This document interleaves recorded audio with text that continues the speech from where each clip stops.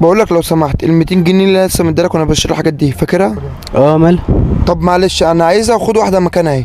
طب ايه الفكره يعني؟ اصل ال 200 جنيه دي عايزها عليا قوي. عزيز عليك. الظاهر انها عزيز عليك معزه خاصه يعني. اه والله، اصلا هي من ريحه المرحومه والدتي. طب تمام ماشي. طب هتديني كام بقى فوق ال 200 جنيه ديت؟ ايه؟ طب ما انت معاك 200 جنيه زيها.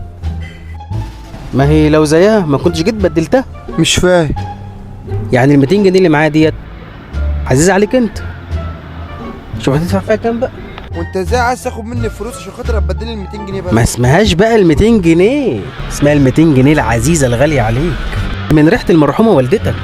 وبعدين ما تعطلنيش بقى، انا عندي زباين. هي فين الزباين دي؟ واد يا هشام، ثواني بقى اشوف الزباين دي. اؤمر يا عسل. عايز 2 كيلو سكر، 2 شاي و2 معسل. اه فهمت قصدك. 20 جنيه حلوه.